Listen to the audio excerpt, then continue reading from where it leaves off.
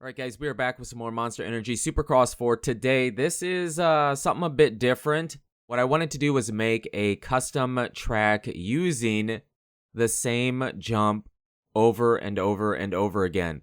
So we only use one jump type, or I should say the same jump over and over and over again. The only different jump is the finish line because you only have, what, 3 choices, 4 maybe? So the finish line is a bit different, but every jump is the same on this track. And I've said I've played annoying tracks before, but this one, it might top them because it's just, I don't know. It's weird, but you'll see it. We use several different bikes. I have something to say about the YZ250 here, but let's jump into it and check out the track. Okay, so here we go. The jump I chose to use to make the track is the smallest jump you can use. And the reason I chose that jump, I tried making this track several different times. The reason I chose this jump, the small one, is because I felt like it gave the best rhythm sections for a track. I tried using, I believe, the 6'7" jump, and it was cool, and then the finish line would have been the same, but the variety was so bland. It wasn't really that fun. Pretty much every section on the track felt like a Supercross triple. It just didn't, I don't know, it didn't feel right, it didn't feel great. So we went with the smallest jump you can choose from, and I felt like it made the rhythm sections a bit better.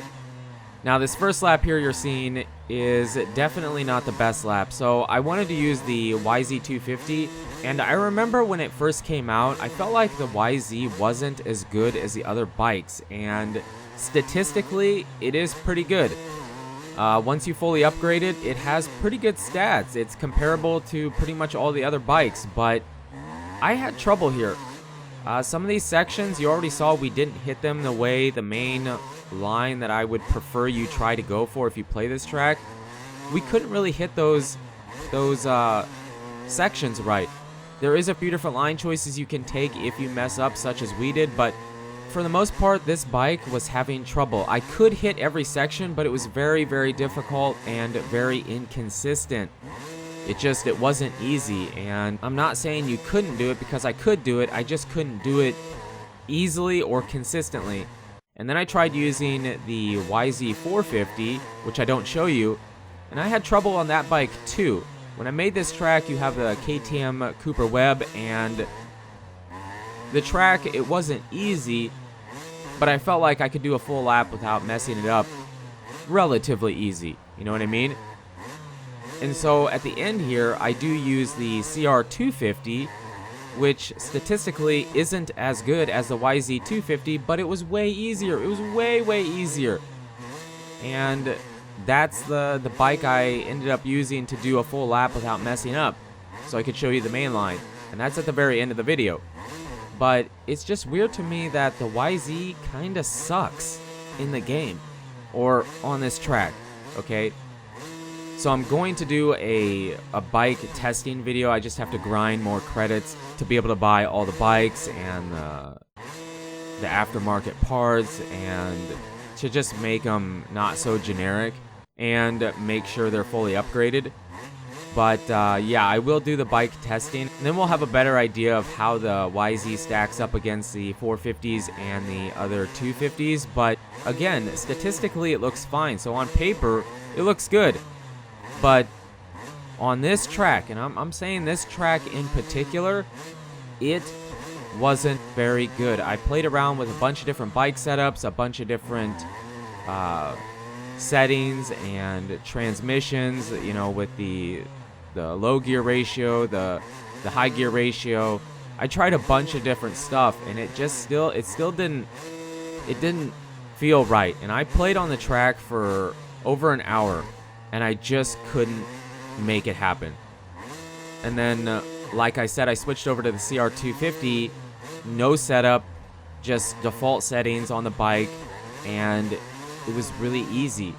The biggest difference I feel like is, or the two bikes have between each other, is that the CR250 feels like it has better acceleration. So the parts I was having trouble with was not so much if I could get my momentum going, it wasn't so bad. But I felt like coming out of the corner, hitting some of the quads and then maintaining that momentum throughout the rhythm section was easier on the CR250.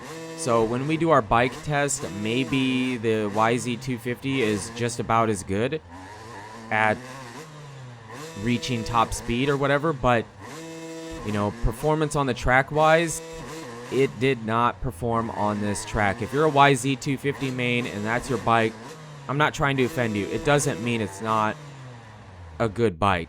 I mean, I love Yamaha. I have a YZ125. It's a 144 now in real life. I love YZ 2-strokes, but man, from the get-go, this bike just didn't feel right. And then after testing it here, it felt even worse, especially after switching between the YZ450 and the CR250. Now, interesting side note, the CR250 did feel better than the YZ450 as well. I mean, I don't believe the 450 Yamaha is statistically as good as such as the KTM or the CRF. I don't think it's as good.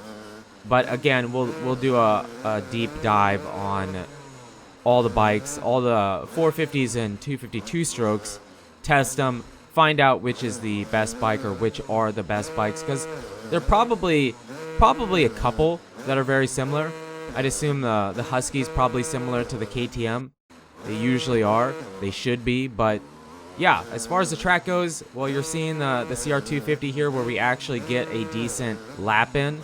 And yeah, the track, it was really tough, really annoying. I mean, we made the toughest track, or in my opinion, for me, the toughest track to play in Supercross 3, but this one definitely ranks up there if you use a specific bike.